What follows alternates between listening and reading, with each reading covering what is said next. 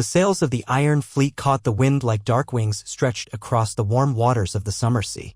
Euron Greyjoy, the crow's eye, watched from the prow of his flagship, the Silence, his single remaining eye glinting with malevolent satisfaction. He wore a thin, mirthless smile. Long black hair blew across his face, salt-stiff and unkempt, as if a portion of the sea breeze itself had become trapped in his locks. Around him, the reek of brine mingled with the sweat and blood that stained the decks of ships left behind in his wake. His men loomed like predators along the rails, reavers from the Iron Islands who'd grown used to the taste of plunder and violence. They had sailed far and hard from the Stepstones, around the southern coasts of Essos, threading near the Isles in the summer sea, raiding smaller vessels as they came. But Euron's eyes were set on a far grander prize, Volantis, the oldest of the free cities, rich and storied, sprawling along the mouth of the mighty River Rhoyne. Most captains would have given it a wide berth, for Volantis was strong beyond measure. But Euron had not gained his infamous reputation by shrinking from powerful enemies. He laughed when he thought of the Triarchs, those thrice-yearly elected rulers perched in their black and tiger-striped robes, certain of their city's impregnability. Beneath the proud facade, Euron scented weakness. He meant to exploit it. He turned from the prow where the gargoyle-like figurehead carved into the Silence leered ahead and cast his gaze over the rest of his fleet. Longships ballasted with stolen gold soared after him. Black sails with the golden kraken stood in defiance of the sun's glare. The men aboard them were hardened to the bone, unruly perhaps, but bound to him by a mix of terror, greed, and the promise of unhinged glory. Euron's hold over them was absolute. Men who once looked to Balon or Victarion Greyjoy now curled at Euron's feet like whipped dogs. He possessed secrets that made even veteran Ironborn uneasy, savage wonders culled from his travels in the east. Some said he'd walked among warlocks in the shadowed city of Karth. Others whispered he'd bargained with priests of the Black Goat in Volantis's neighboring lands or stolen relics from Valyria's smoking ruins. The truth was wilder still, and only Euron knew the full measure of it. Morning's light reflected on the crest of the waves. The horizon shone gold as if 1,000 coins had melted and been scattered across the water. Every breath of wind carried a promise of change. Euron had always believed in seizing the moment, hammering fate into the shape he desired. Here, near the mouth of the Rhoyne, countless merchant vessels passed day by day, feeding the boundless appetite of the great city. Temples, markets, and manors stretched across Volantis's twin banks. Many tongues met here, all to trade. And among those tongues, Euron's name was spoken in hushed tones. Let them whisper, let them see the black sails appear at the horizon. And then let them tremble. A slender figure approached from behind, one of his reavers. The man wore braids thick with salt and battered rings of copper and gold. He had a voice like broken gravel. "Captain, we'll be in sight of Volantis by midday. The rowers are pushing themselves to the bone." "Good," Euron replied, not looking at him. "Break them if you must. Double the rum rations afterward." He felt his subordinate's hesitation. This was no small raid, it was not a village or an offshore settlement. This was Volantis, a city of hundreds of thousands with walls, fleets, and cells words at their disposal. But Euron's orders went unchallenged. The reaver bowed his head, retreated, leaving the crow's eye to stare out once more at the brightening world. Behind him, below deck, he had artifacts of power. Strange horn instruments etched with glyphs that no maester had deciphered, and other wonders gleamed from dark corners of the world. Euron had always laughed at the notion of impossible. One needed merely the will to do it and the cunning to harness terror in the hearts of men. Volantis would see that cunning soon enough. Volantis had stood for centuries, once a colony of Valyria. Those who lived behind its black walls claimed descent from old Valyria, priding themselves on fabled bloodlines. They worshipped their tigers and their elephants and their mottled histories with the fervor of zealots. Euron meant to break that pride. For a conqueror does not simply sail in to subdue a city with closed gates. But maybe those gates would open from within if fear oiled the hinges. Across the deck, a cluster of men sharpened axes, men who had done the same in the Stepstones, in the Basilisk Isles, or in villages that never stood a chance. They displayed scarred arms and lean bodies, made monstrous by the brutal reflection of daylight in their eyes. The rest of the fleet glided on either side, gulls crying overhead. Then Euron lifted an arm and pointed. Ahead rose the glimmering sprawl of Volantis, faint but unmistakable in the distance. Towering walls and thick ramparts. Tall towers. Endless bridges. The famed long bridge of Volantis slashed across the wide river, piled with shops and domiciles and shrines upon it as though it were a city in its own right. Euron regarded it all with a wolf's hungry stare. As midday approached, he felt the hush settle over his men. They spotted Volantis's famed harbor, which dwarfed that of many other free cities. Dozens of war galleys rested at the piers, though none had evidently mustered to confront the Iron Fleet. Perhaps word had not reached them yet of who was coming. Or maybe Euron had timed it perfectly when the Triarchs were squabbling or when their watchers had grown lax. A single horn's call erupted from the crow's nest, echoing across the deck. The time had come to let Volantis know who neared its waters. Euron raised his own twisted horn to his lips. It was etched with glyphs that even the warlocks of Qarth had hesitated to read. He blew into it, and a deep, resonant sound rolled across the sea. It did not simply roar with the brazen clangor of a typical war horn. It resonated in the mind, thrumming, disturbing. Above, gulls screamed in alarm, scattering in chaotic patterns. A tremor of anticipation ran through the Ironborn. They unsheathed swords, readied grappling hooks, and lit the torches they might soon throw at anything flammable.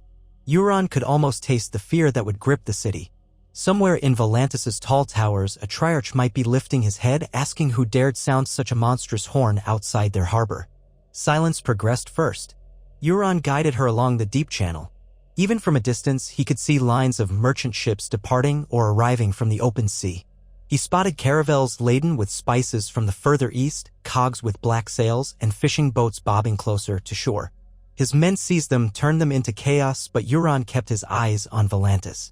He wanted to approach with a theatrical flourish. Fear was a weapon sharper than steel. At last, the massive harbor jutted out in front of them. Colossal statues guarded its entrance, and beyond, the entire city unfurled, ancient and colossal. The black walls, behind which only the highborn Volantines could tread, rose in the distance. Nearer to the waterfront sprawled the homes of foreigners and the low classes. Smoke rose from countless forges. Crews bustled on the docks, half of them slaves. Tied to wooden poles were unspeakable punishments for runaway slaves, corpses of men flayed or whipped to the bone. Euron took it all in with a single sweep, unsurprised. He did not come to free slaves or set right any cruelty. He came to conquer, to seize gold, ships, and perhaps something else. Volantis, for all its might, reminded him of a bloated beast that had grown too large to defend itself seamlessly. He lifted one gloved hand and silence slowed. The rest of the Iron Fleet staggered behind him, waiting for a signal. He gauged the city's defenses. No volley of arrows soared from the walls, no catapults fired. Perhaps the Triarchs or their war masters were still rallying. Or perhaps they believed diplomacy could hold these black-sailed strangers at bay. Euron chuckled under his breath. Diplomacy. He would feed them to the sharks if they tried. At last, shouts rang out from the docks. Voices in High Valyrian and the local dialect of Volantis called for the ships to identify themselves. Euron could see confusion among the Volantine watchers. The shapes of soldiers in tiger-striped cloaks scurried. Men stepped forward with swords or spears, but no immediate volley of bolts or flaming arrows came. For a moment, Euron considered a brazen approach, land on the docks, carve a path in blood, and spark pandemonium across the wharfs. Yet his ambition was grander. To topple Volantis, he needed more than just a show of might. There was cunning to be employed.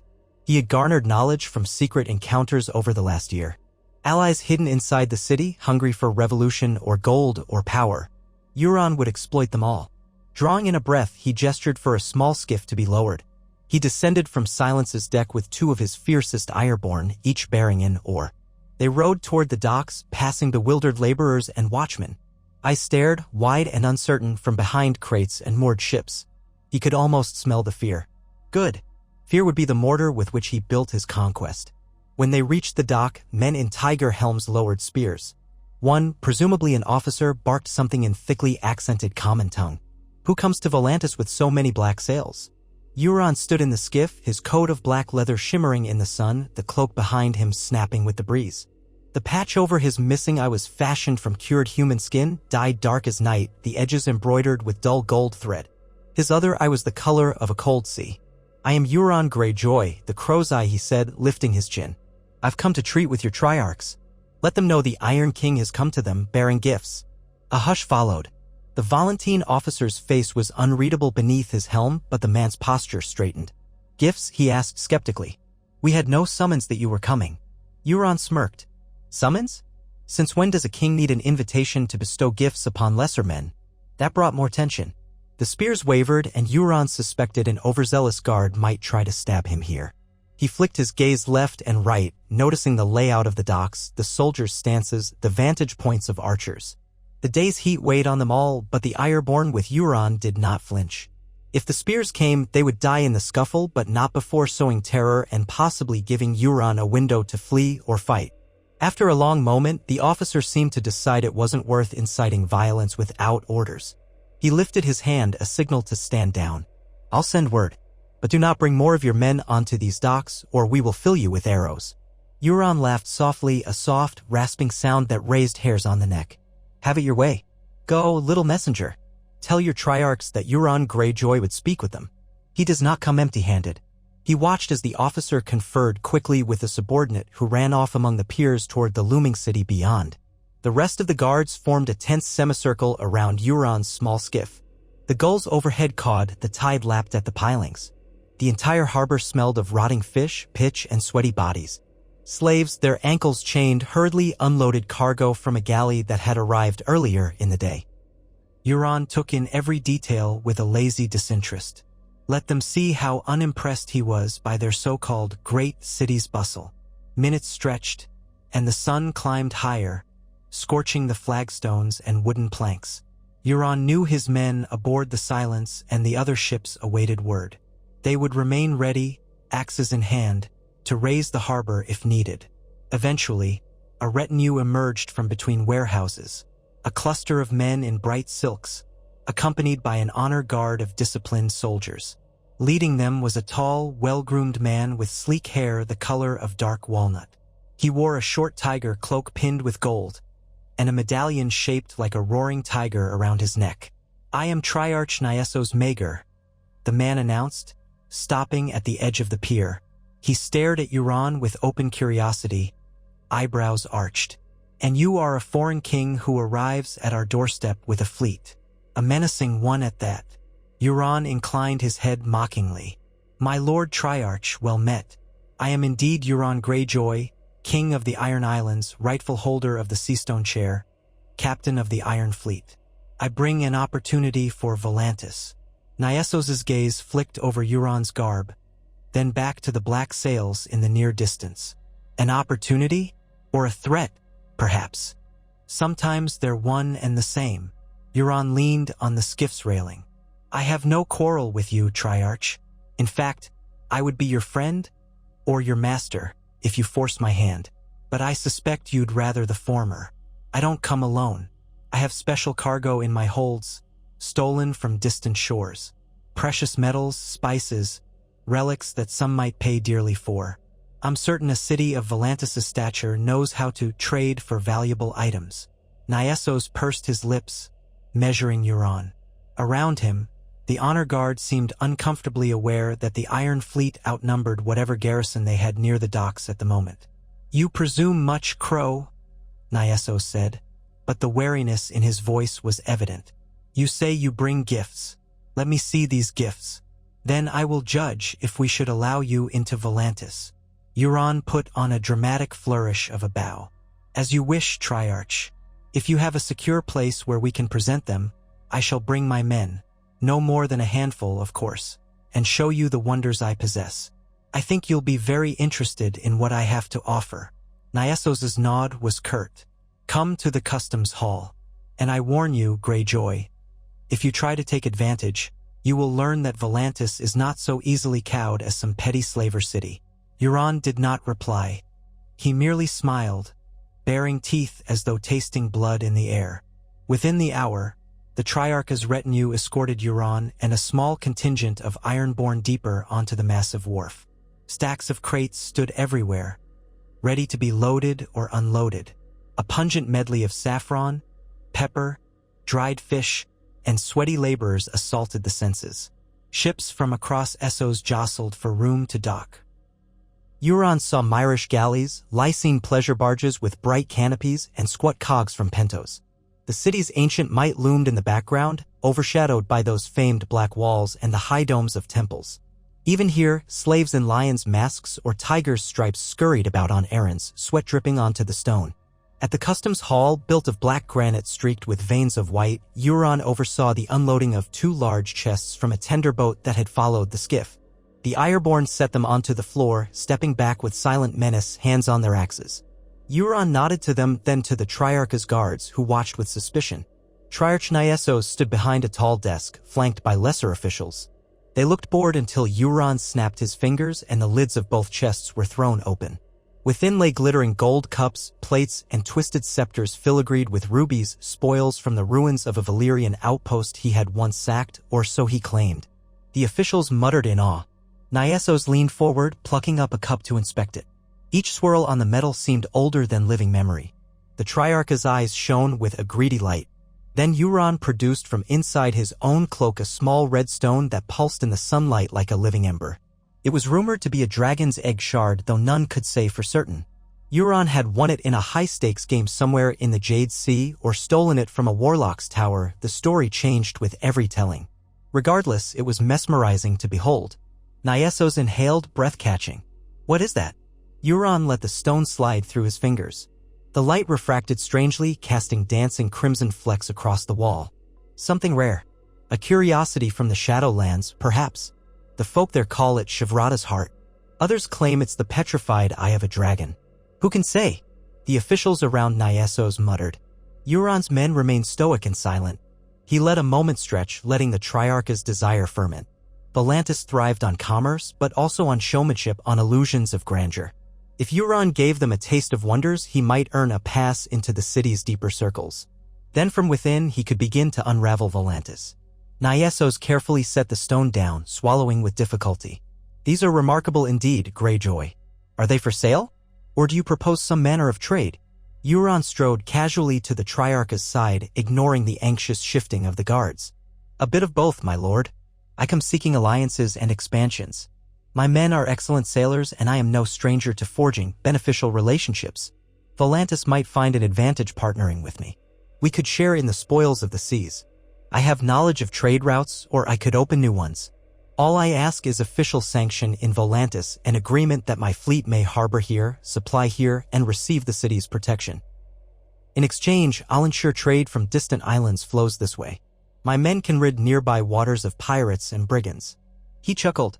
"Of course, we'll not discuss from where or how some of these pirates might come. Let's simply say I can keep them away." Nyesos's lip curled in thought. "So you come to purchase an alliance?" Euron shrugged. "I come to offer an alliance that benefits us both and yes, grease the wheels of good faith with these gifts. I ask for no more than a mutual arrangement. The Triarchs of Volantis are wise, are they not? They must see the advantage." Silence fell. The Triarch weighed the gold and the opportunity. He knew that the presence of the Iron Fleet signaled a threat as well. Refusal might mean a savage attack. Then again, perhaps Nyesos believed Volantis could fend off these Ironborn if needed. Euron let him believe what he wished. "I will speak with the other two Triarchs," Nyesos said at length. "We rule together in Volantis, and no single Triarch may make such a sweeping agreement. Perhaps an arrangement can be reached. In the meantime, you and your men will remain docked in the southern harbor. Your black sails are unnerving the populace." Euron's grin widened. "Unnerve them a little more, I say. Fear is a potent spice. But as you command." He inclined his head in a mock show of respect. "When shall I hear your verdict?" "Tomorrow," Nyesos decided. "Tomorrow evening I will summon you to the Hall of the Triarchs. You will present your offer formally. Bring your wonders and perhaps something more to tempt them." His gaze trailed to the redstone. "And do not stir any trouble, Greyjoy, or we will be forced to put you down." Euron offered another thin smile and a mocking bow. "I look forward to it. Come, men." He waved to his Ironborn. They hefted the chests once more, bearing them carefully back to the tender boat. Euron lingered a moment, letting Nyesos meet his eye. In that moment, Euron's patch, so black it seemed to absorb tea. He light, and his living eye, so piercing, spoke volumes. Then he turned and departed, leaving the Triarch and his retinue to exhale in wary relief. That night, the Iron Fleet anchored in designated berths along the southern docks. Armed Volantene guards lined the piers, torches flickering, watchful for any sign of trouble. None came. Euron allowed no pillaging yet. He could feel his men itching for it, though. They were Ironborn, reavers who thrived on taking what they wanted. But Euron believed that if the city's gates could be opened from within by a bit of cunning, the spoils would be far greater than a single night's mayhem. He reminded them of that. A man who could restrain his appetite in the short term could feast on far greater banquets. In the darkness before dawn, Euron slipped away from silence with a handful of chosen men. They bribed a lesser harbor official to give them leave to go ashore. The official, woken from a drunken doze, hardly comprehended what was happening. A small bag of coins sealed his lips. Off they went, heading through narrow side streets. Their footsteps echoed off the ancient stones. The stench of refuse and rotted fish scraps lingered in the alleyways. Occasionally, a roving band of Volantene guards trudged by, but Euron knew how to avoid them, weaving through labyrinthine back roads. All the while, the city's night hummed. Distant feasts rang out from the richer districts, while in the poorer wards, stray dogs and desperate slaves rummaged for scraps. They reached a low stone building with shuttered windows, a place that had once been a warehouse. With a swift, coded knock, Euron gained entrance. Inside, the gloom was punctured by a single lantern. Several figures huddled around a table stacked with ledgers and flickering candles. They stood up in alarm until they recognized Euron's face. Their leader was a wiry man with a brand on his cheek indicating he'd once been enslaved. He was a local contact Euron had cultivated during his previous visits in secret. The man bowed. "You're here.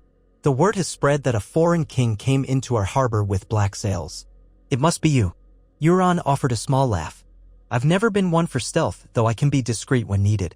How goes your movement?" The man exhaled. "The freedmen's revolt is gathering sympathizers, slaves who dream of throwing off their chains, lesser Volantines who resent the Triarch's power. But we lack the resources to mount a true uprising. Even the tiger cloaks alone are too many for us to handle.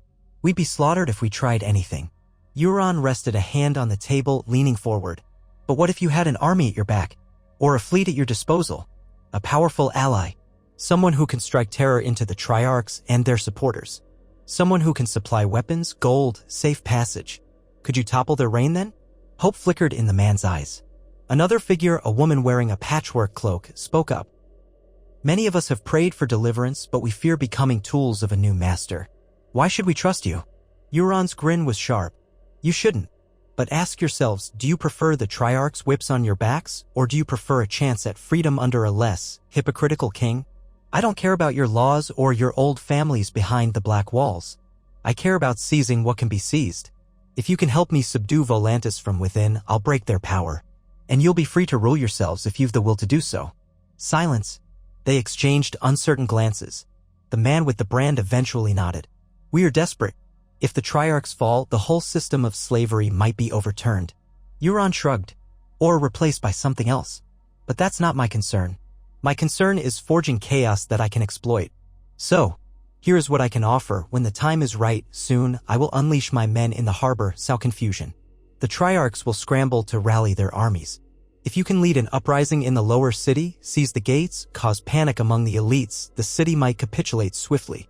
The city's architecture was old, with Valyrian-inspired arcs and pillars. In many places, tigers were carved into the stone, symbolic guardians of the city. Slaves in half-masks bustled out of the way. Euron took note of everything: where the main squares lay, the best vantage points for archers or catapults, how the tiger cloaks organized their patrols. He feigned mild curiosity, but inside, he was memorizing routes for his men to strike. They arrived at a grand hall of polished stone, flanked by tall columns. Huge braziers flickered, casting dancing shadows across mosaic floors. At the far end, 3 seats were arranged beneath a massive tapestry of a roaring tiger, each seat carved from ebony. Seated upon them were the Triarchs: Nyesos Maegor, who Euron had already met; Harano Maegor, his cousin, thick-necked and broad of shoulder; and Larino Talis, a lean, cunning-eyed man who wore rings on every finger. In a ceremonial gesture, Euron bowed. He had brought along 2 Ironborn as bodyguards, Errol and Jinfer, each armed but carrying no shields or heavy steel. The hall was filled with tiger cloaks and city officials, their whispers echoing in the vaulted ceiling. A hush fell as Euron approached the Triarchs. Triarch Larino raised a bejeweled hand, eyes narrowing.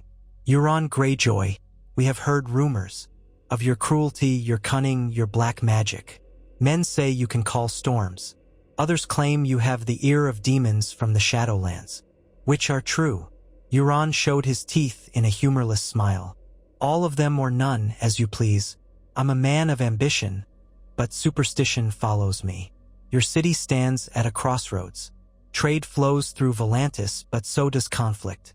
The Dothraki roam, the other free cities circle like sharks, and rebellion simmers in the slums. Perhaps you Triarchs would like to strengthen your hold. I offer a solution. Let me become your right hand on the seas. I'll purge threats from the water.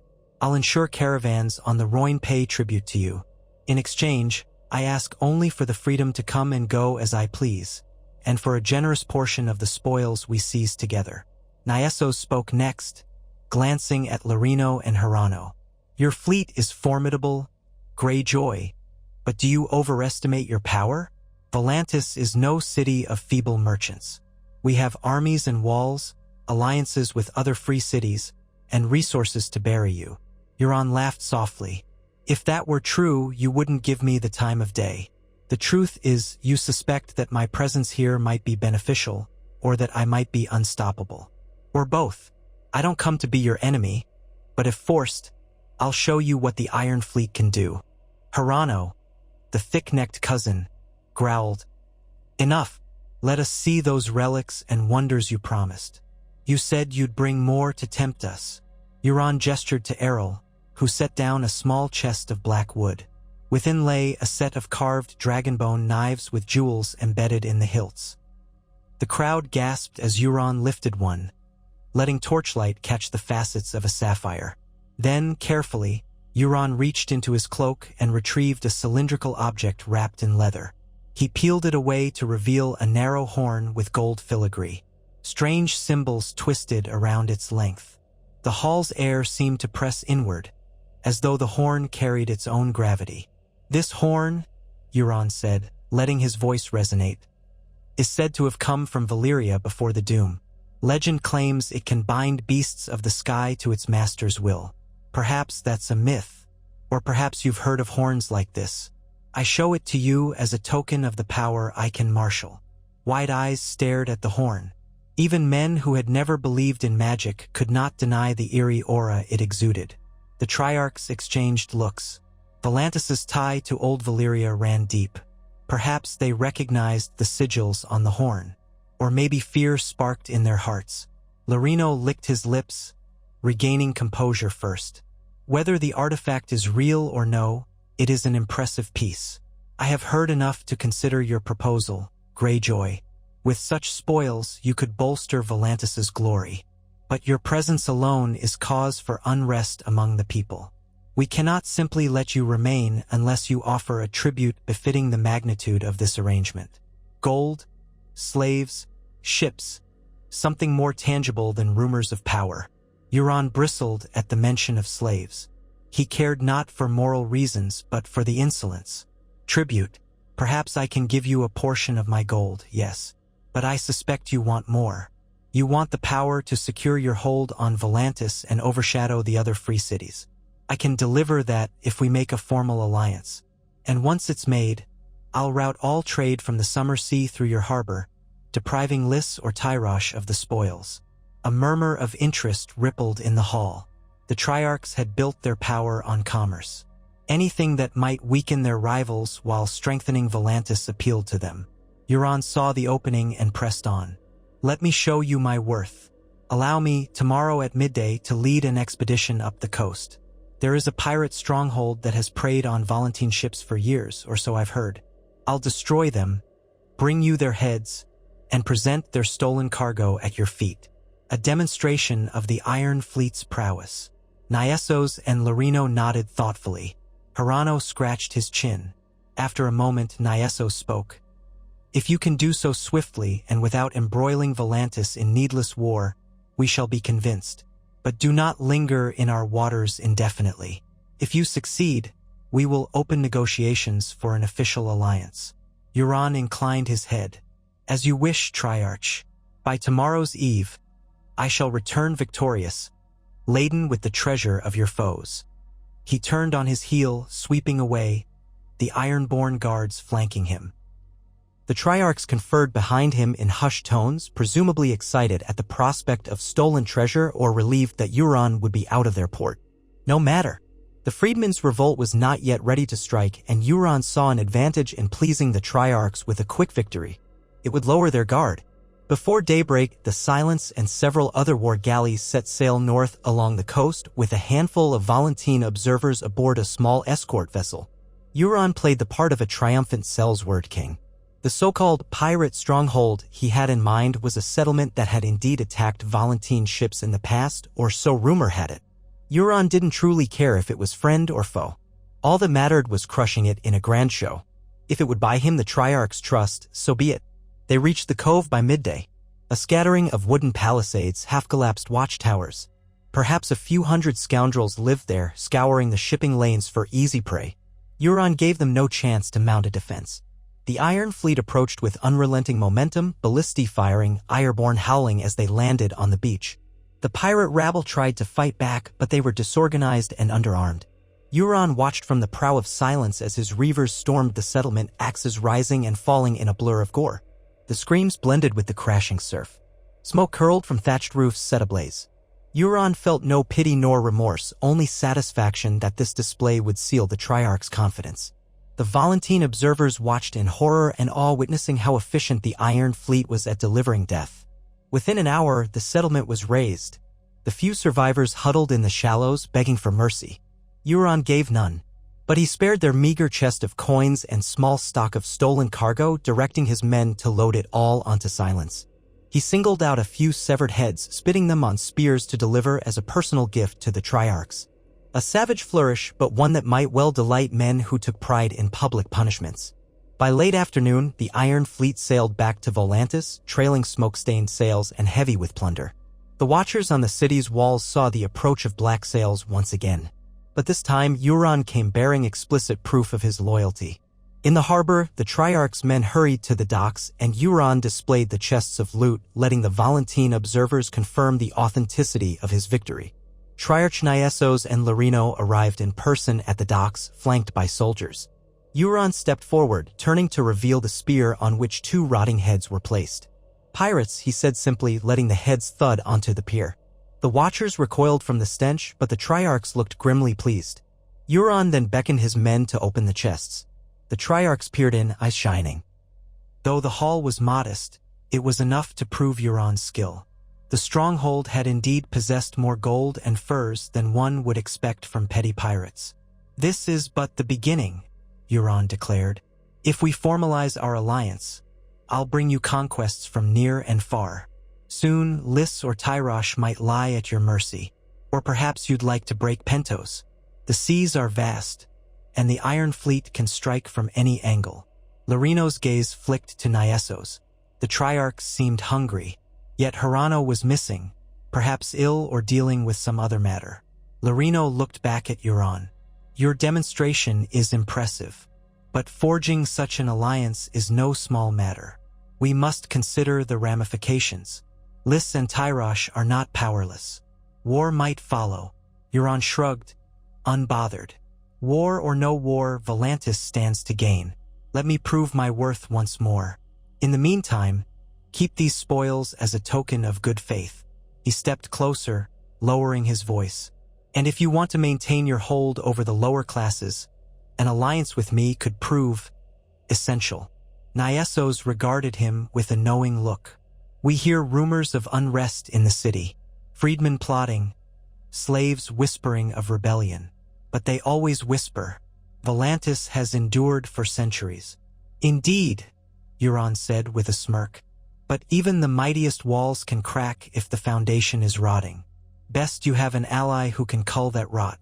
Give me leave to prowl the city, find the ringleaders. I have methods of extracting confessions." The Triarchs exchanged glances.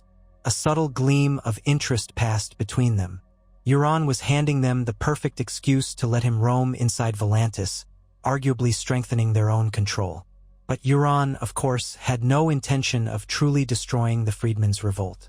He would inflame it at just the right moment. He needed only the Triarch's blessing to move freely. Finally, Nyesos said, "Very well. We shall give you a letter of endorsement that allows you to bring small bands of men past the harbor districts. But mind yourself, Greyjoy. If you unleash slaughter without cause, the city will turn against you." A cold smile brushed Euron's lips. "You have my word. "I won't kill a single innocent soul who doesn't deserve it." The Triarchs nodded. It was enough for them. The watchers along the docks either sighed in relief or stared in apprehension as Euron parted ways, heading back to his fleet. Now, Euron had the access he needed. Over the next few days, under the pretense of hunting rebellious elements, he and his Ironborn roamed the lower city. The freedmen's revolt contacts guided them. Together, they built a hidden network of supply caches, weapon stashes, safe houses. Euron fed them gold, enough to bribe certain guards. Meanwhile, the Triarchs believed he was systematically destroying the revolt. Each day, he'd bring them a few battered souls, petty criminals or unfortunate scapegoats. Some were tortured, publicly executed, or thrown into slave pens. Euron didn't care. He gave the Triarchs just enough blood to keep them convinced he was on their side. Meanwhile, the real freedman leadership grew bolder. They whispered that the day of uprising was close at hand. Volantis did not suspect the storm gathering around it. Euron could feel the tension thrumming through the city's streets. Slave markets continued, even as rebellious murmurings spread. The Triarchs grew comfortable with Euron's presence. Focusing on the gold he showered them with from trivial raids on lesser pirate dens. Some of those raids, ironically, were staged. Euron had no shortage of illusions to keep the Triarchs placated. All the while, more of the Iron Fleet slipped into the harbor. At first, the Triarchs insisted only a portion of Euron's ships remain, but as deals were struck and gold changed hands, that limit grew laxer. Soon, nearly the full might of the black-sailed reavers lay moored along the wharves. Volantis had effectively opened its door to the Kraken, and Euron planned to strike. The freedmen's leaders arranged the final details. At the apex of night, when one Triarch was hosting a lavish banquet for the other city nobles, the freedmen would ignite riots in the southwestern districts. That would draw the Tiger Cloaks away from the harbor en masse. Meanwhile, Euron's men would take advantage of the confusion to seize the key watchtowers near the port, ensuring that no alarm galleys could sail out to rally the rest of the Volantene fleet. Once that was done, they would storm across the long bridge, meeting the freedmen forces pushing from the other side, trapping the Triarch's loyalists in a pincer. It was an audacious plan, risky in the extreme, but if the freedmen rose in large enough numbers, and if the Triarch soldiers were uncoordinated, the city might fall in a night of carnage. Before the night arrived, Euron stood on the deck of silence, gazing across the harbor's flickering torchlights. A warm breeze ruffled his dark hair. He let his single eye close, recalling the night in Karth when the Warlock had shown him illusions of power beyond mortal comprehension. He did not fear the Triarch's armies. He did not fear any mortal force. He believed himself chosen by some dark tide of fate, destined to claim the secrets of old Valyria and the Iron Throne alike. His lips curled in anticipation. Volantis was but the first stepping stone. Then would come perhaps Pentos or Myr, whichever city he deemed ripe. After that, he would gather such a fleet that even King's Landing, perched far across the narrow sea, would tremble. The hour approached. Euron donned his best black leather coat, affixed with gold krakens along the collar. The patch over his eye seemed to shimmer in the torchlight. He strapped a Valyrian steel dagger to his thigh, a relic he had wrested from another unfortunate soul in the Basilisk Isles. His men armed themselves with axes, crossbows, scimitars stolen from eastern caravans. The freedmen carried spears and swords, some old, some newly acquired thanks to Euron's gold. Across the harbor, Triarch Nyesos was hosting a feast in his lavish riverside palace. Musicians played, wine flowed, masked dancers entertained Volantis' nobility. They were oblivious to the wave of chaos about to wash over them. Just after midnight, the freedmen rose. Slaves in the southwestern wards overpowered their overseers, seizing weapons from the storerooms. Freedmen sympathizers from the city's underclass ignited hay carts and storehouses, sending columns of flame soaring into the sky. Shouts erupted. The Tiger Cloaks scrambled to respond, but they did not realize the scale of the uprising. Believing it a riot in a single district, they deployed heavily there. Euron and his men made their move. The watchers at the main harbor tower were caught unaware, throats slit before they could sound the alarm. The wharf gates, which controlled the city's internal waterways, were forced open or sabotaged. Ironborn poured onto the piers, quickly dispatching any guard posts. One cluster of tiger cloaks managed to rally, but they were outnumbered by Ironborn rushing in from multiple sides. By the time any Triarch realized the harbor was under threat, it was too late. Euron stood atop the tower, the night wind blowing his cloak, while flames illuminated the city below. Smoke drifted across the starry sky. Amid the pandemonium, Euron gave the freedmen a free hand. They surged through the narrow streets, sacking slave masters' compounds, dragging hated overseers into the open for bloody revenge. Fires raged out of control. Citizens barricaded themselves in their homes, terrified. The Triarchs tried to rally their loyalists near the Black Walls, but the freedmen had blocked or commandeered crucial bridges, and Euron's men had control of the harbor. Swiftly, a chain of vantage points fell, culminating with the freedmen capturing one of the main gatehouses. By dawn, half the city was in open revolt, the Triarch's power fracturing by the moment. Euron reveled in it. The freedmen's cause did not concern him in truth, but their fury was the perfect cloak for his own ambition. With the harbor secured, he sent detachments of Ironborn to seize the city's treasury halls and the major counting houses. The freedmen might rejoice in their victory, but Euron's men would walk away with the gold. The Triarchs retreated behind the Black Walls, but Euron had no intention of letting them cower there. He had stolen an array of siege weaponry from the port armory, complementing what had already been hidden in his ship's holds. Within hours, they had battered open a lesser gate of the Black Walls, the freedmen pouring in behind them. Blood ran in the streets. Triarch Hirano was reportedly killed near the Temple of Lawler, run through by a freedman's spear. Larino was cornered in a private estate and hanged. Niessos barricaded himself in the last redoubt near the old palace. Euron approached personally. He left the freedmen to deal with the tiger cloaks in the courtyard while he strode into the marble halls, stepping over corpses and shattered statuary. At last, he found Niessos in a small audience chamber, flanked by half a dozen guards. The Triarch looked furious, eyes bloodshot, cloak spattered with gore. When Niessos spotted Euron, realization dawned. "You," he hissed. "You were behind this." Euron shrugged, stepping forward. His men fanned out behind him. "I did warn you that I would not be trifled with. You invited the Kraken inside your walls, Triarch. This is what happens." The guards lunged, but Euron's men cut them down in a swift clash of steel and curses.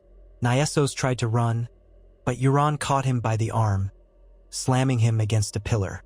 The Triarch spat in his face. "You think you'll rule Volantis now? The city will never accept you.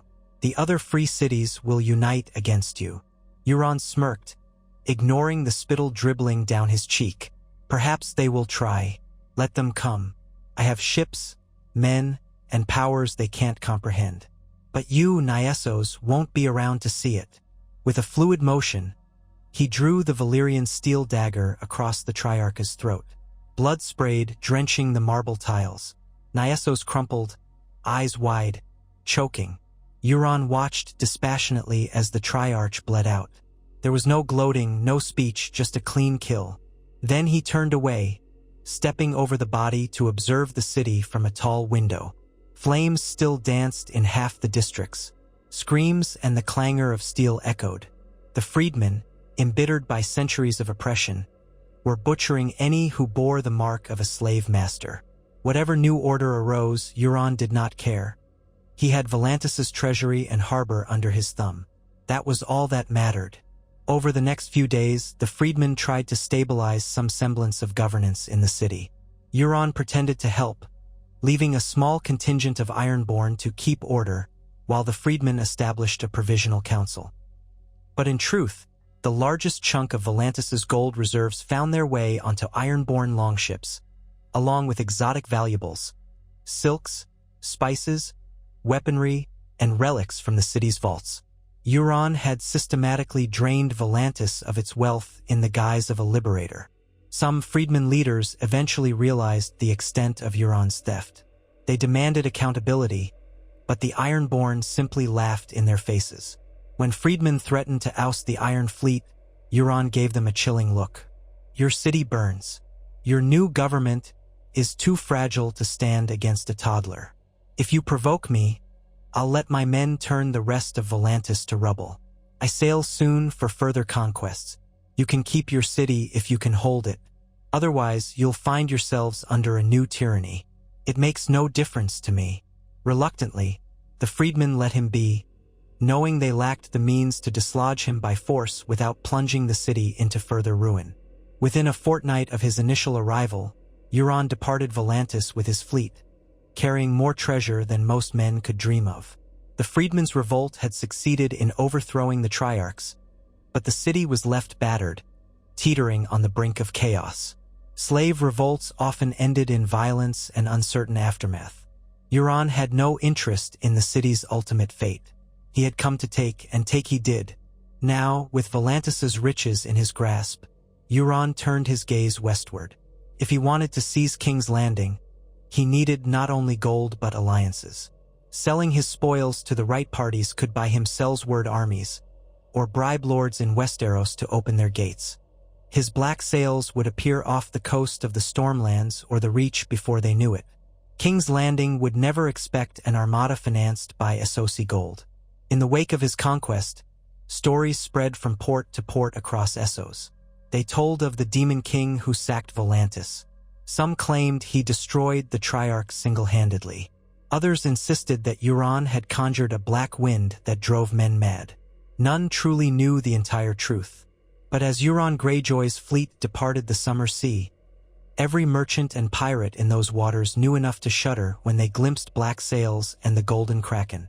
The crossing to Westeros would take time. Euron intended to make strategic stops at Lys or Myr, forging quick bargains, enticing Sellswords with the promise of a savage campaign across the narrow sea. The Iron Throne was in turmoil these days, its occupant juggling threats from within the Seven Kingdoms. Euron believed the moment was ripe to strike.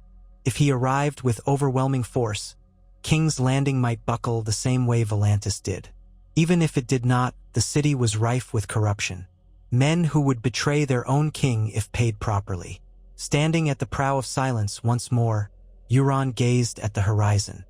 He pictured King's Landing's walls, the Red Keep perched on Aegon's high hill. He envisioned the Iron Throne itself, forged from 1,000 blades. A grin twisted his features. Let others chase the throne with talk of rightful claims. Euron did not need a rightful claim. He had cunning, gold, and the capacity for boundless terror. Volantis was just the start. The entire world was open to him now, so long as he was daring enough to take it. Night fell, and the fleet pressed onward, sails snapping in the wind. Euron's mind swirled with plans. How to gather the largest possible force. Whomever sought profit, chaos, or vengeance might sign on with him. King's Landing might still have the Lannisters or Targaryens or Baratheons at its helm, who could say? Euron would topple whoever stood in his path.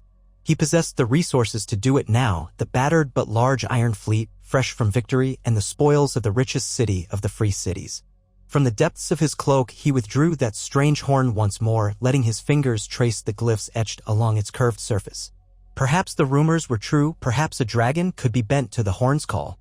If so, King's Landing would fall without question. He pressed the horn to his lips and blew softly.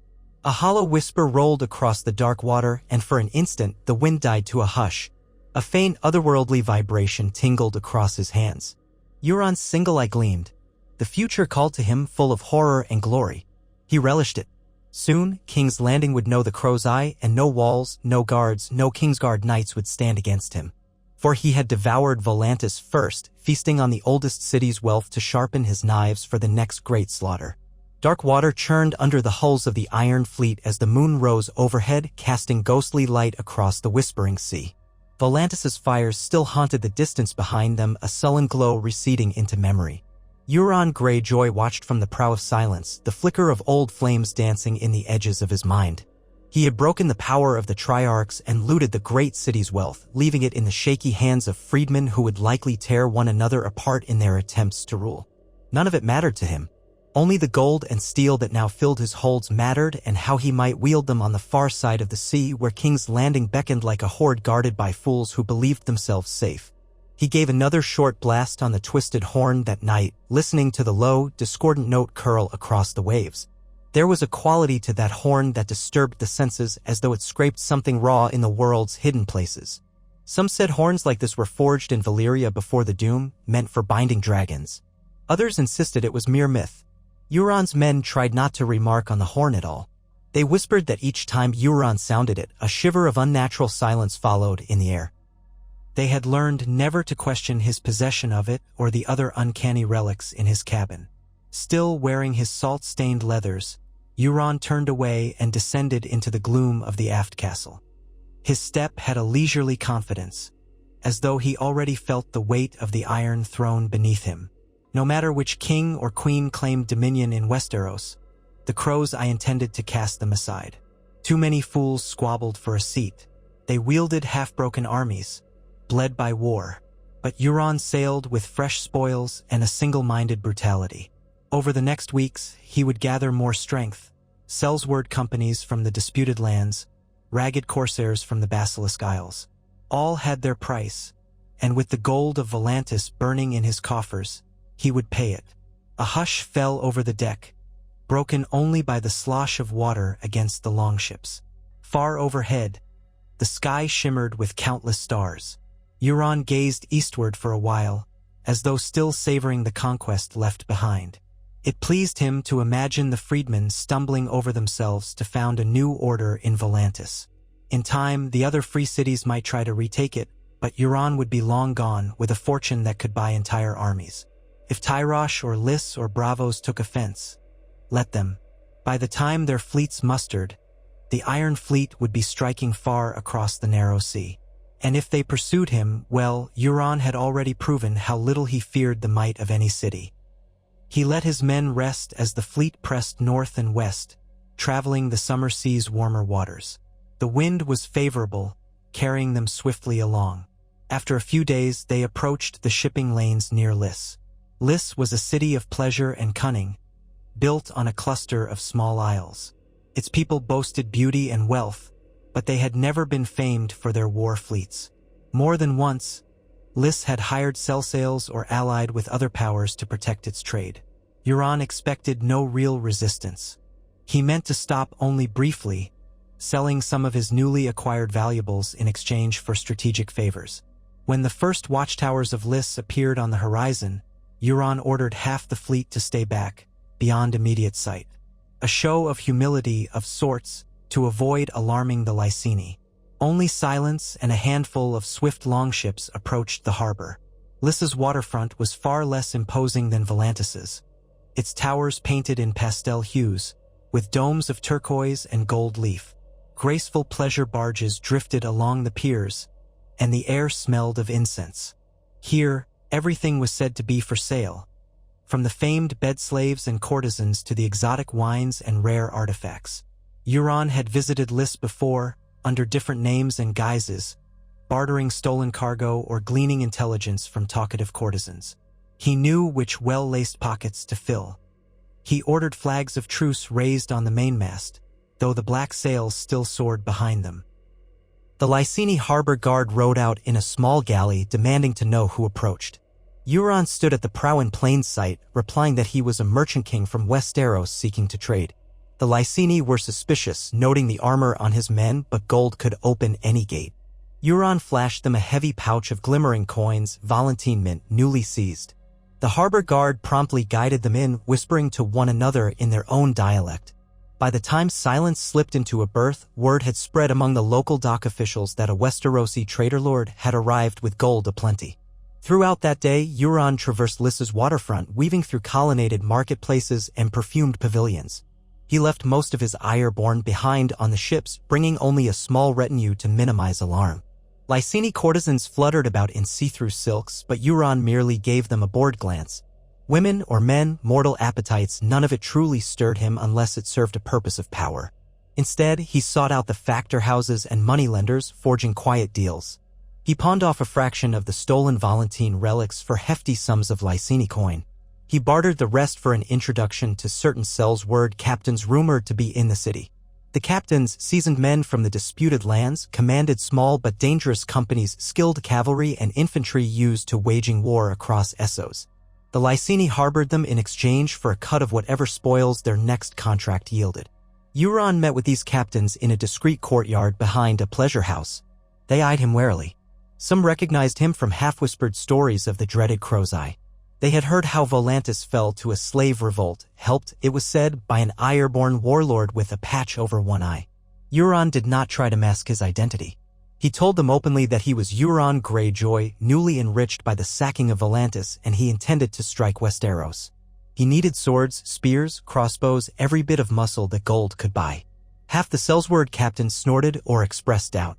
The Seven Kingdoms had been at war for years, the battles had quieted, but the land was exhausted. Euron calmly explained that exhaustion was exactly why it could fall so easily. Did they not want plunder from the richest courts of Westeros?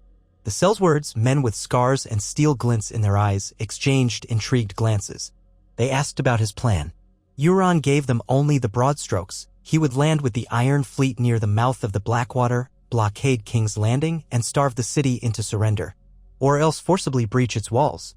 Between the battered Crown's forces and the discontent among the realm's small folk, the city would fold quickly to a swift, merciless strike. How do you intend to take the city's defenses, its scorpions, its walls, the fortress that withstood many sieges before you? Demanded one captain, a tall, gaunt man known as Baron the Grim. Euron smirked. My men are adept at infiltration. The city's gates have rotted from the inside. There are always people within King's Landing who will open a door for the right coin. And I have other resources.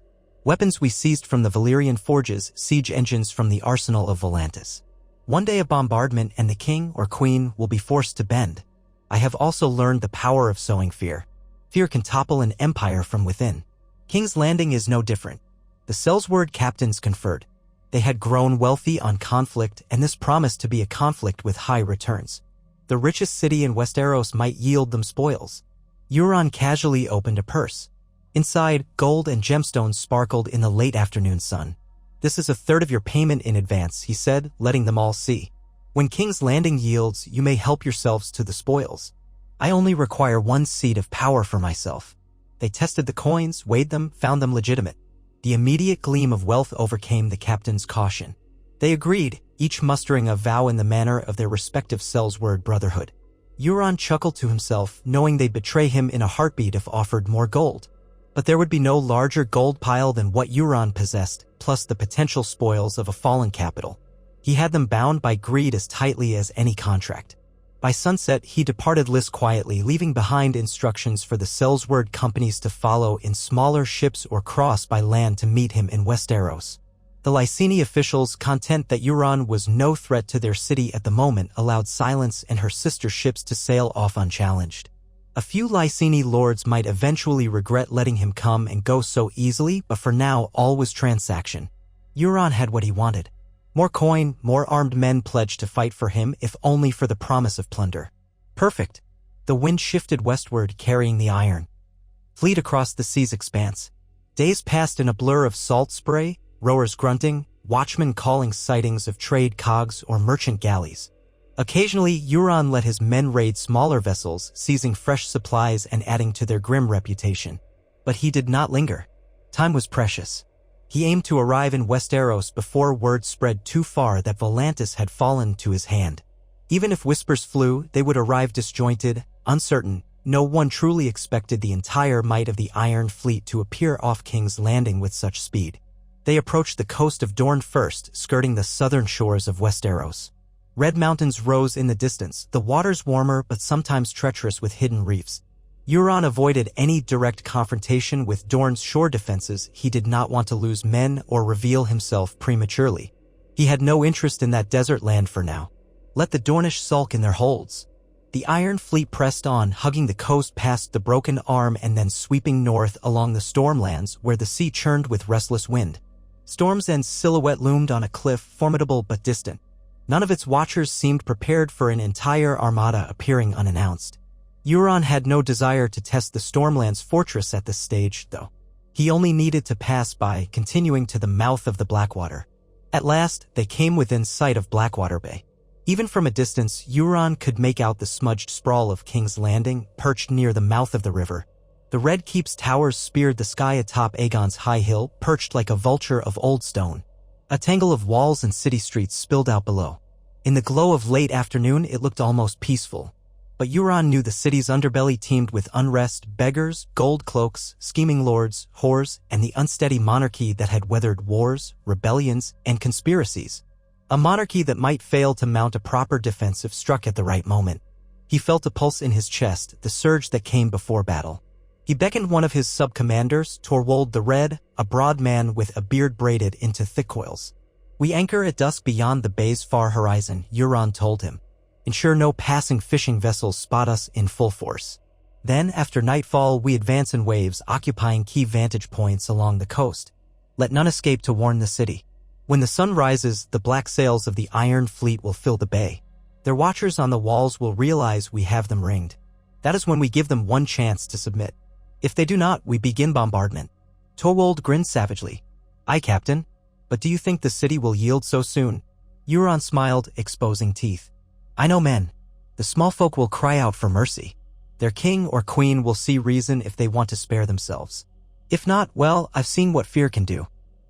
My men will infiltrate through the river gate or the mud gate. Someone within will open it for the right bribe.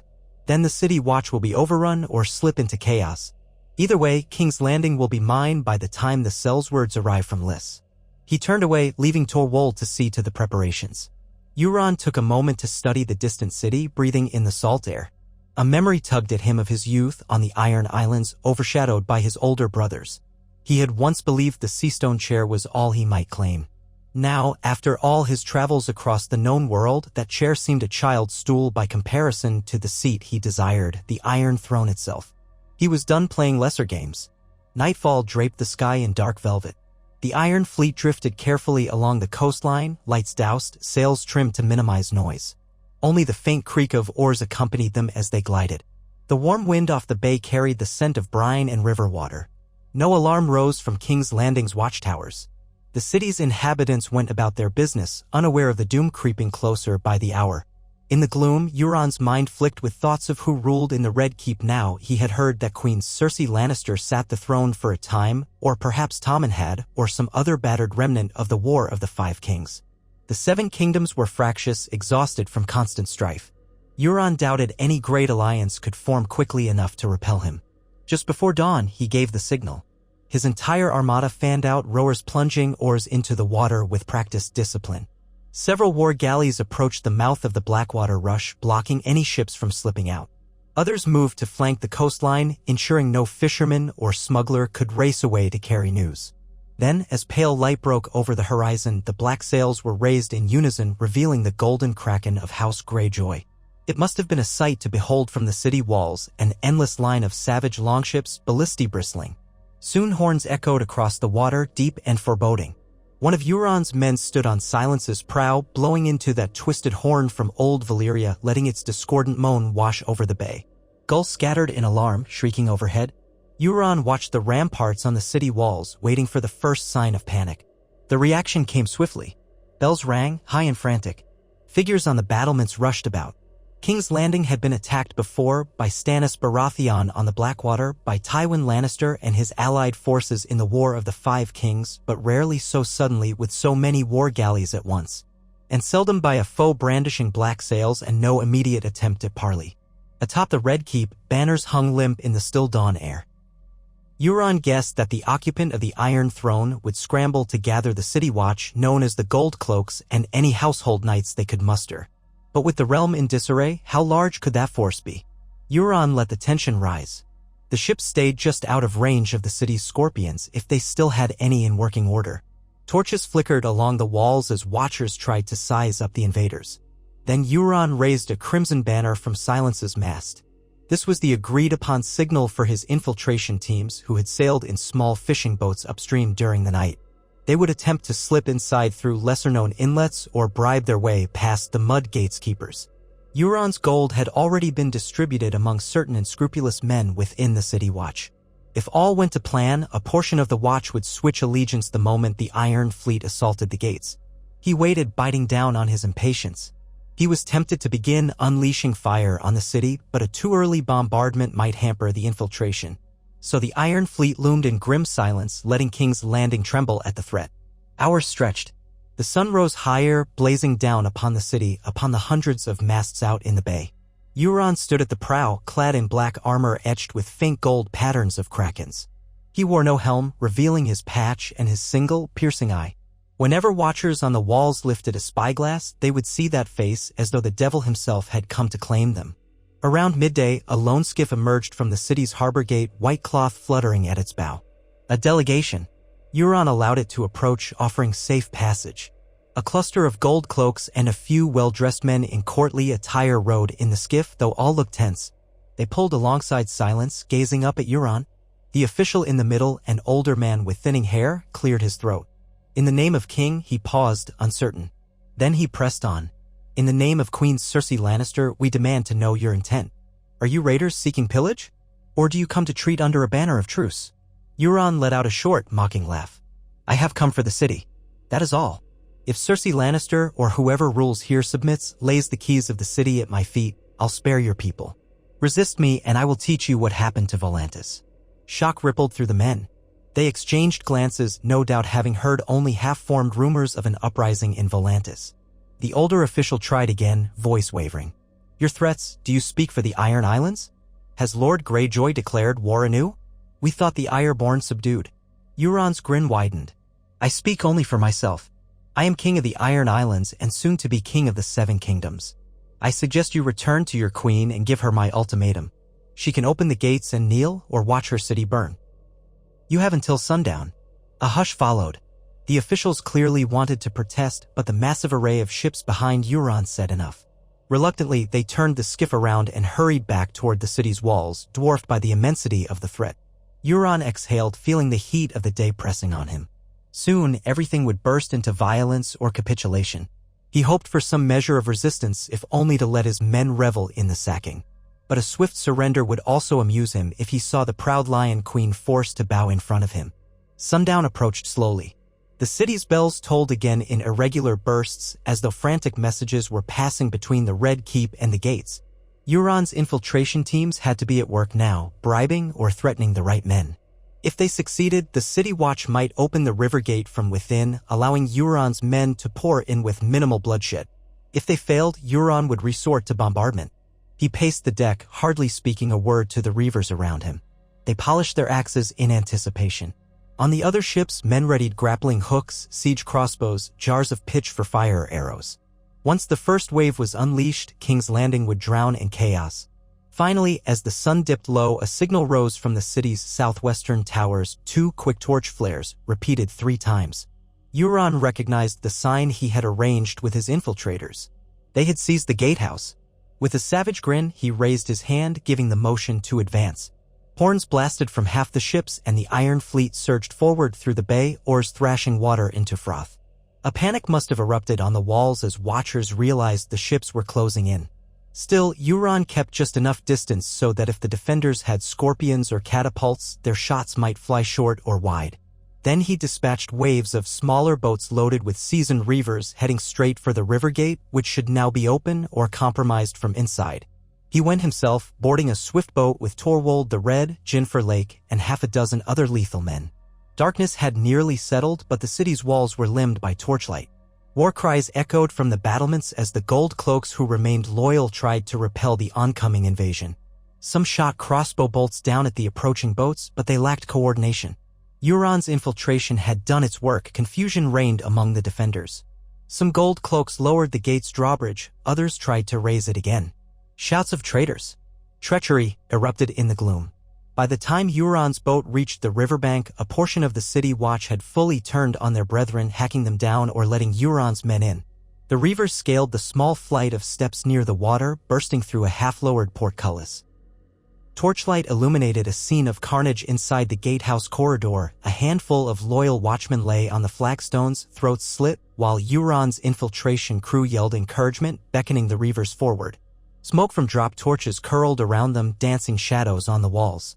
Euron strode calmly through the carnage, stepping over a dying watchman who gurgled something about help and the queen.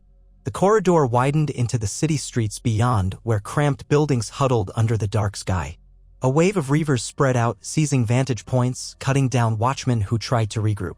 Once again, terror would be Euron's sword as much as steel. He had told his men to slaughter any uniformed resistance, but otherwise press inward without random butchery. He wanted the city to break swiftly, not to provoke a house-by-house fight. Torch after torch flared as the Reavers advanced, lighting the muddy streets of Flea Bottom. Shouts went up from the small folk, many of whom fled or ducked behind shuttered doors. Within minutes, the black iron Kraken sigil had penetrated deep into King's Landing. Some Reavers took savage delight in smashing what they could, but Euron's captains barked orders to keep them on task. The real prize was the Red Keep and the seat of power. If they captured or killed the ruling monarch, the city would fall entirely. Meanwhile, more gates opened from within, allowing additional Ironborn to flood in. The infiltration had worked better than expected. By the time the defenders realized the scale of betrayal, 1,000 Ironborn were pouring into the city from multiple gates. At the same time, the main body of the Iron Fleet remained in the bay, blockading any attempt to escape by water. Some of the defenders tried to load scorpions on the battlements, but they discovered those had never been fully repaired or readied after the previous wars. A few scorpions fired, sending large bolts into the bay. One found a target, skewering a smaller longship. Another splashed harmlessly. Euron might have ordered a barrage in retaliation, but the entire city was about to belong to him anyway. Let them fire a scorpion or two. It changed nothing. As night deepened, the Gold Cloaks made a stand at the main thoroughfare leading up to the Red Keep, forming a shield wall. Euron joined the vanguard of Reavers that confronted them.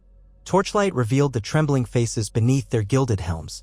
Euron raised a sword high, a rippled blade of Valyrian steel he had seized in Essos.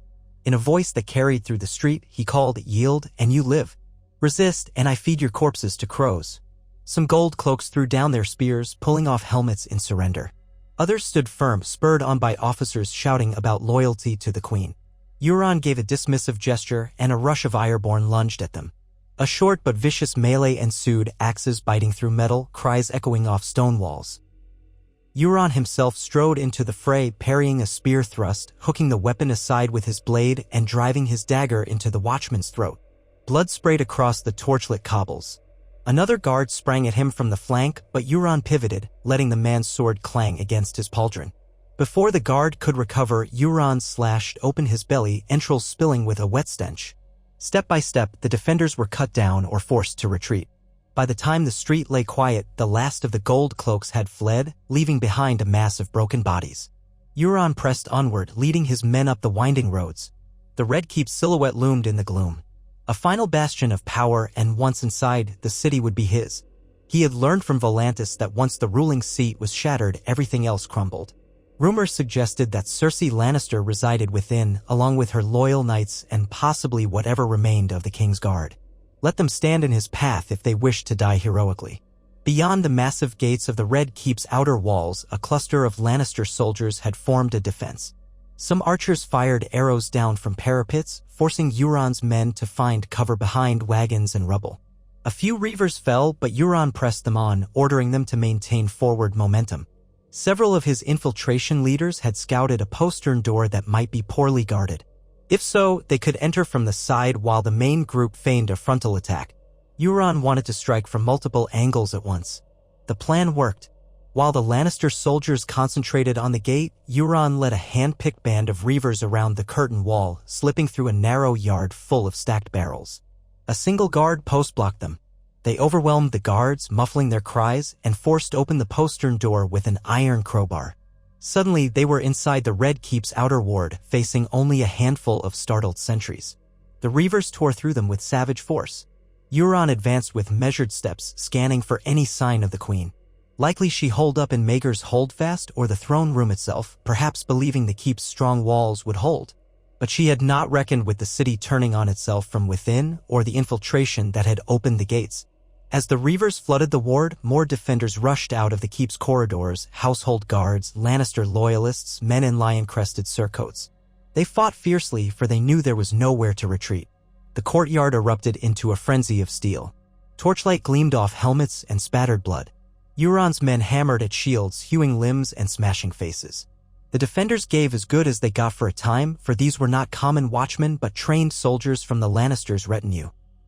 Yet they were outnumbered, and the unstoppable tide of Ironborn pressed on, climbing steps, flanking them. A final savage push and the courtyard was cleared.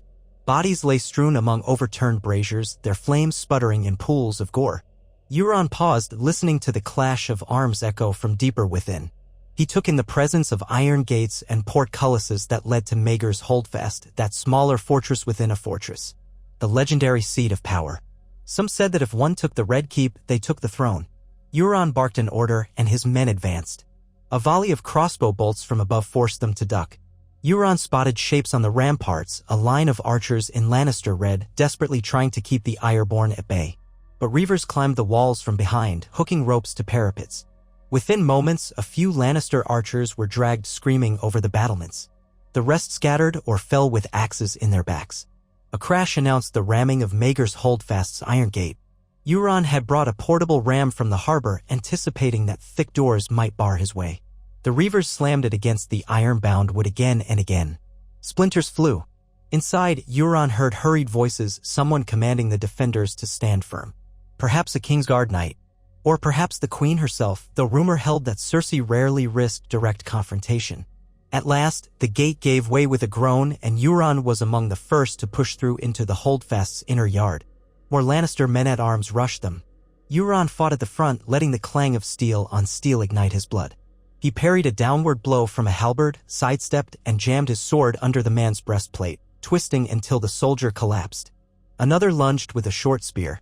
Euron caught the spear in his free hand, ignoring the lancing pain as its tip scored across his gauntlet. He yanked it sideways, pulling the soldier off balance, then drove his sword through the gap in the man's visor. There was a muffled shriek cut short by steel in the skull. Here, in the Holdfast, the last bastion of Lannister power gathered. Euron could see men in battered gold cloaks among them, maybe a few household knights. The reavers kept coming, pressing their advantage. Errol, a tall Ironborn, cut down two defenders with wild overhead swings. Jinfer Lake battered aside a shield wall, giving Euron and Torwald space to surge into the interior passage. Torches flickered along the walls, revealing the lavish tapestries that once decorated these halls. Now, the air stank of smoke, sweat, and coppery blood. They poured through corridor after corridor, meeting pockets of resistance at every turn. Some corners had been barricaded with furniture. They tore it aside. The defenders were disheartened by the unstoppable wave of black-armored raiders. Each standoff ended in screams or pleas for mercy that went unanswered. Euron's booted steps slid in blood, but he pressed on. Tapestries depicting Targaryen conquests or Baratheon stags lay shredded on the floor. They encountered what looked like a minor Lannister cousin, trying to rally a handful of men near a grand door. Euron recognized the door, the one that led to the throne room. Perfect. With savage joy, he beheaded the Lannister cousin in a single swing, spattering the door's polished surface with gore. Inside the throne room, a hush fell. The hall stretched wide with towering pillars. At the far end rose the Iron Throne itself, a mass of melted swords hammered and twisted centuries ago by Aegon the Conqueror's dragonfire. In front of it stood a scattering of Lannister guards, battered and desperate, along with several courtiers cowering behind them. And there, seated on the throne, was Cersei Lannister. Euron's eye narrowed. She wore a gown of crimson and gold, and a golden crown glinted atop her pale hair. Her face was set in an expression of regal fury. Even now, with her city falling, she would not allow herself to look afraid. By her side stood one member of the Kingsguard, a huge man in white armor, likely a leftover from her loyal retinue. Two gold cloaks flanked the dais, trembling. Euron could sense the tension in the hall, thick as tar. He strode forward, ignoring the swords pointed at him from the half-circle of defenders. Behind him, Ironborn fanned out, ready for another bloody melee. But Euron raised a hand, a silent command to hold. He wanted to see how the Queen would greet him. The clangs of battle echoed from the corridor. Smoke drifted in from behind them. Euron's lips curved into a smile as he studied the occupant of the throne. Here was a woman famed for cunning and ruthlessness, but her power was undone. The city was his. Cersei's voice sliced the hush. You dare to sit where Targaryens, Baratheons, Lannisters have sat? By slaughtering your way through the city? Do you think the other lords of Westeros will bow to a kraken come from the sea? Euron chuckled. If they prefer, I can teach them the same lesson I taught your gold cloaks. Westeros is fractured. They'll bend the knee or I'll rip them apart. But you, my good queen, can still save yourself. Step down from that throne and I'll let you live. Defy me and I'll feed your corpse to the dogs. Cersei rose, her gown trailing. The Kingsguard knight placed a hand on her arm as if to stop her, but she shook him off. Her green eyes glinted with hate. I am the rightful queen of the Seven Kingdoms. The Iron Throne is mine by law and by conquest. You are nothing but a reaver with illusions of grandeur. Euron's grin sharpened. He took a leisurely step forward. You remind me of the Triarchs of Volantis. They, too, believed themselves invincible. I slit their throats and took their gold. And here I stand. Would you like to join them in the afterlife? The tension snapped. The massive Kingsguard knight lunged forward, sword raised. Euron pivoted as the blade whistled past, driving his own Valyrian steel edge into the knight's torso. Sparks flew from the armor. The knight was huge, unnaturally strong. Euron felt the jolt in his arm as the blow glanced off a reinforced plate. With surprising speed, the knight backhanded Euron, sending him staggering. Before Euron's men could intervene, the knight brought his sword down again, forcing Euron to raise his own in a desperate parry. The crash of metal reverberated. Euron hissed at the strain in his shoulder. This was no ordinary man. Behind them, Cersei watched with narrowed eyes, as if hoping the knight would butcher Euron on the spot. The hall erupted into battle once more, with Lannister guards and Ironborn colliding. Euron sidestepped another punishing slash, slashing the knight's elbow joint. The blow bit into mail.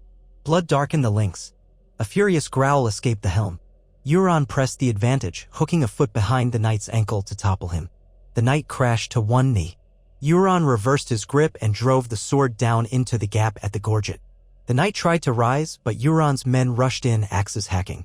The white armor took a dozen hits before the giant knight slumped, life ebbing. One final blow from Euron parted helm from neck, a gout of blood surging. Cersei cried out, eyes flaring with rage as she watched her last protector die. She seized a small dagger from beside the throne, but several reavers surrounded her, weapons raised. She was cornered. Euron approached, breathing heavily. The blow to his chest still ached, and blood trickled from a split in his lip. You see, my queen? The city is mine. The throne is mine.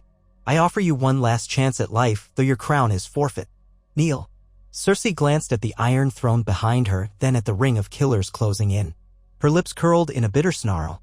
Then, with defiant pride, she spat at Euron's feet. A pox on you. This throne belongs to House Lannister. I will never kneel to an upstart Greyjoy. Euron's face revealed no remorse. He stepped forward so quickly that Cersei had no time to slash with her dagger.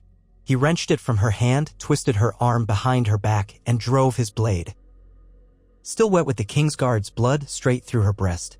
She gasped, golden crown slipping from her hair as blood bloomed across her gown. He twisted the sword, ignoring her choked rattle. A hush fell across the hall, broken only by the moans of wounded men.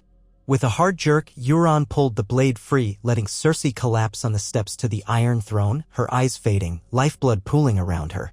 For a moment, no one spoke. The last of her guards had been cut down by the reavers. Court functionaries sobbed in corners or pressed themselves against the walls, eyes full of horror. Euron let the sword drip, glancing down at the dead queen.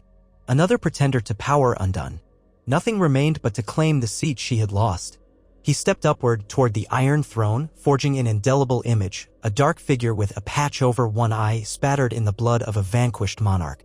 Then, with a sneer of triumph, he lowered himself onto the throne's jagged metal seat.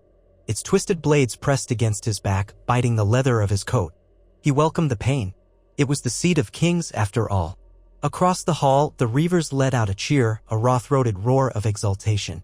Some hammered their axes against the floor, shaking the pillars. Others dragged the few surviving courtiers forward, forcing them to kneel in a trembling line. Euron surveyed them, then gazed down at the dead queen at his feet. It was over. The city had fallen, its defenders shattered. Servants would no doubt scour the corridors for hidden pockets of resistance, but none would truly stand against him now. King's Landing was his, and with it he was poised to shape the realm to his liking or tear it apart for sport. Torwald the Red stepped forward, panting from the fight, his axe stained with gore. It's done, my king. The keep is ours. Most of the city watch has laid down arms or joined us.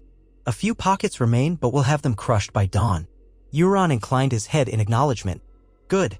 Send ravens to the lords of Westeros if any remain. Tell them to bend the knee and swear fealty or prepare to share King's Landing's fate.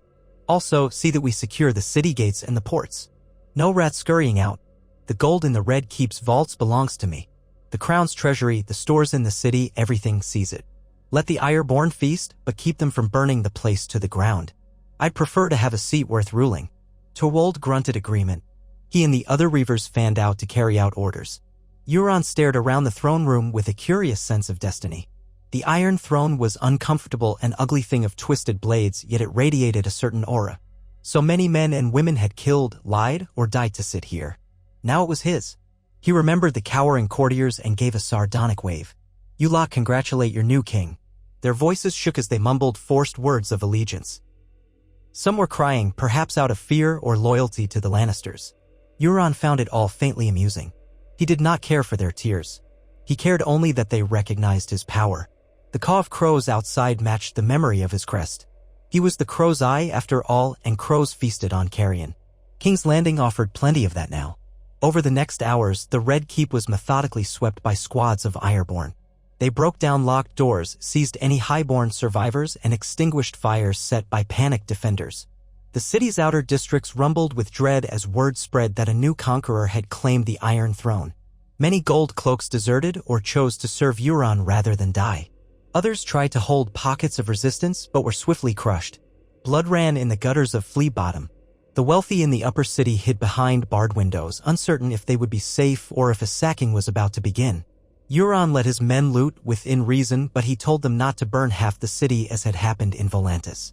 Westeros was to be his new seat of dominion. A king does not incinerate his own hall unless he must. By dawn, the city had largely bowed to the new reality.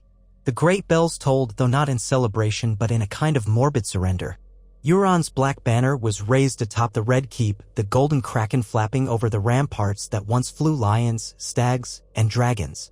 When the sun crested the horizon, its light glinted on the scoured metal of the Iron Throne, revealing Euron seated there as though he had always belonged. Servants scuttled about, scrubbing away the dried blood near the dais. No one dared approach him without invitation. Before midday, the first wave of new arrivals came, petty lords from the Crownlands, trembling in their boots, or knights from the outlying hamlets who realized they had no chance against a force that had so easily claimed King's Landing. One by one, they knelt before Euron, offering oaths of fealty. He eyed them with a mixture of scorn and amusement. Occasionally, he demanded hostages or gold as further assurance.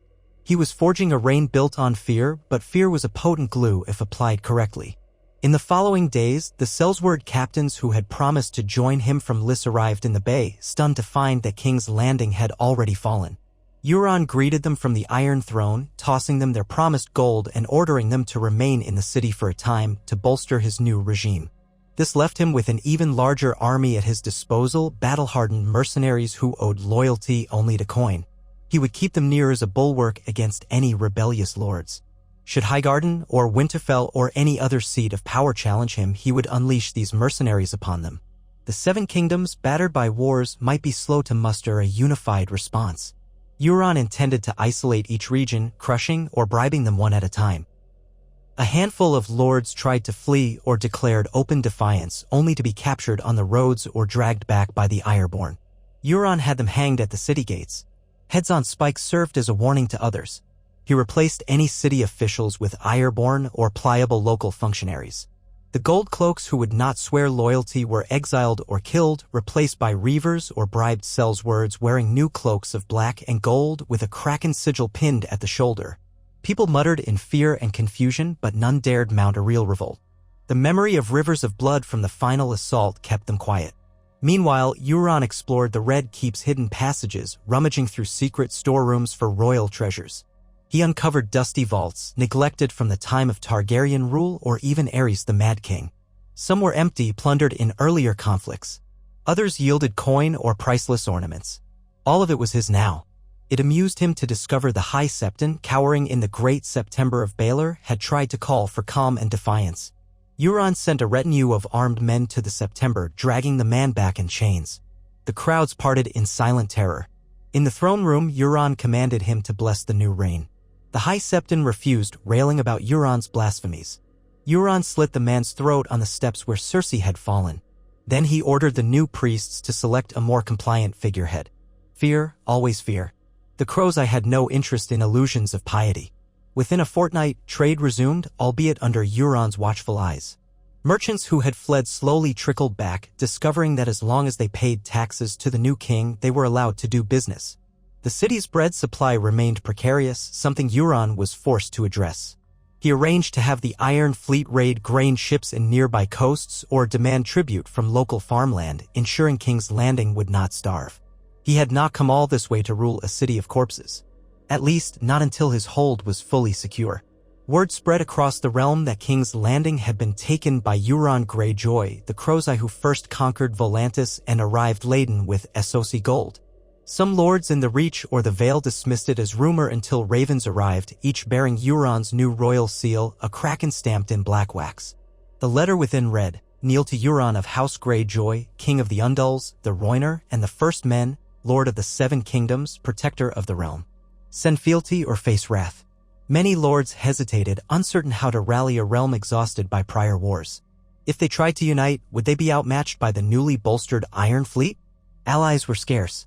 The Targaryens were all but gone, the Baratheons diminished, the Tyrells uncertain. Over and over, Euron's unstoppable rise was repeated, a bitter refrain among those who had once thought of the Ironborn as beaten. Day by day, Euron coiled his grip around the capital. He installed Ironborn captains as wardens of the city gates. He made an example of thieves or small folk who stirred trouble, hosting swift public punishments that mirrored the brutality once seen in Volantis. Yet he also recognized that a certain measure of stability kept the city functional and kept gold flowing.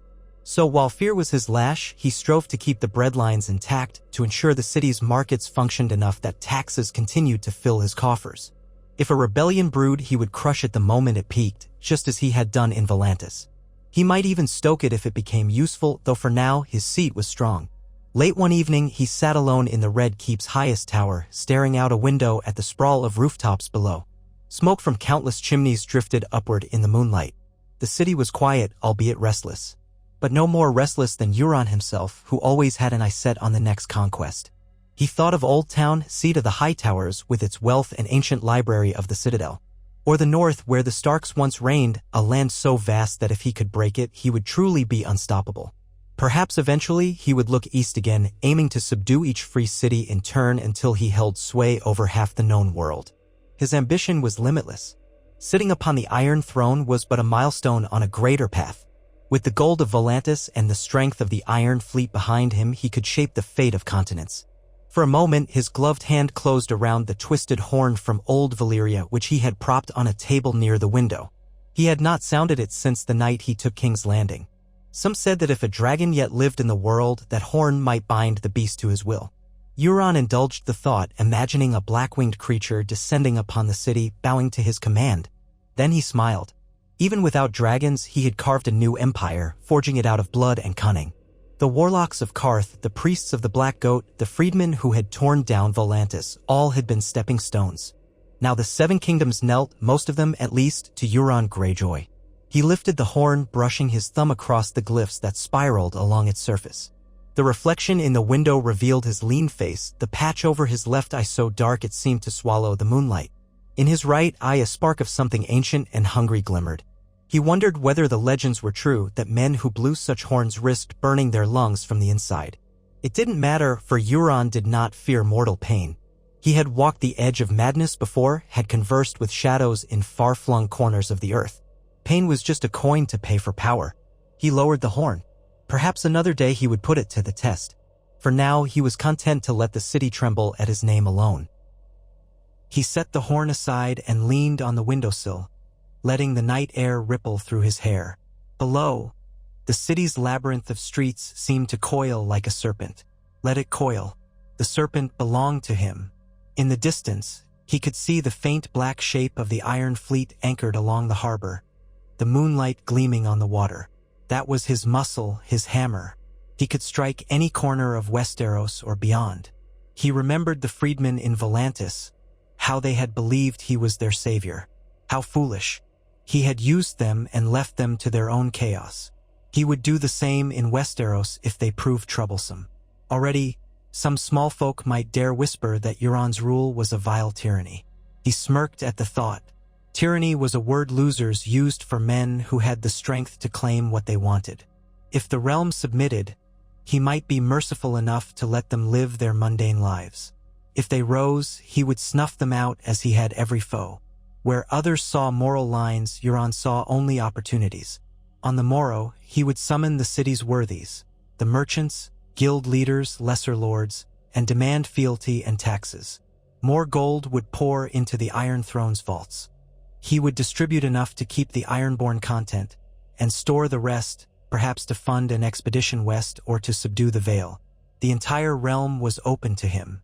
Let the dragons remain extinct or slumbering. He was the only dragon the world needed now.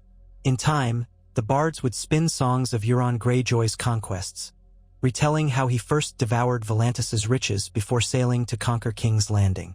Some might paint him as a demon king. Perhaps that was fitting. He would relish the fear in their voices. The name Euron the Conqueror would echo from the narrow sea to the shivering sea, whispered by peasants and princes alike. He flicked his gaze across the city one last time, then turned away from the window, the shadow of his cloak rippling across the stones. Dawn was still hours away, but Euron felt no need for sleep. A king of his making did not slumber gently. He would walk the corridors of the Red Keep, ensuring its every secret belonged to him. And soon enough, he would press onward, forging the entire realm into his personal domain. In his mind's eye, he saw the step-by-step sequence that had led him here, from the Iron Islands to the Stepstones, from Basilisk Isles to Karth, from Volantis to King's Landing. He had carved a path in blood and dread. No illusions of rightful claim burdened him. He had no more need to prove himself to old houses with their dusty lineages. He was Euron Greyjoy, the Crow's Eye, chosen by the Black Wind and sharpened by the chaos of foreign shores. Possessor of arcane horns, Valyrian steel, and a ferocious fleet. All the rest was trivial. Let the world spin. He would be at its center, crowned by the shrieks of gulls and the hush of enthralled men. And if one day another dream or the whisper of an even darker power beckoned him east once more, to the Shadowlands or the smoking ruins of Valyria, he would set out again, carrying all of Westeros in his wake. For now, though, he was content to claim victory. King's Landing lay bowed. The Iron Throne pressed its sharp edges against his back each time he sat upon it. In the throne room, he surveyed the courtiers, the battered lords, and the frightened small folk who came to beg mercy. Some said the throne had cut many a ruler, symbolizing that the realm could never be fully tamed. Euron felt no such worry. If the throne cut him, he would simply laugh at the blood, for it belonged to him now. And so, in a hush that filled the spaces once echoing with Lannister trumpets, he reigned king of a realm battered but not broken, shaping it to his liking. The golden kraken soared above the Red Keep's ramparts, and Euron Greyjoy's savage grin became the new face of power in Westeros. Those who survived would tell the tale for years, how the black sails first appeared off Volantis, how a cunning Ironborn with a single blue eye toppled ancient triarchs, siphoned the city's wealth, and then crossed the seas to do the same in Westeros, claiming the greatest prize of all. Some twisted it into a fable of the realm's darkest hour. Others insisted that the Crow's Eye must be touched by black sorcery. None disputed the outcome. From the doom of Volantis to the gates of the Red Keep, Euron's path was a testament to the fact that, in a world riddled with war and intrigue, the boldest and most ruthless hand often prevailed. And on quiet nights, small folk in King's Landing would awaken to the distant, chilling sound of a horn like no other echoing across the bay. They would clutch their blankets, half dreaming of dragons or devils. But in truth, it was just their new king, perched atop the Iron Throne, reminding them and reminding himself that the world belonged to those who would wrest it from the trembling grip of lesser men.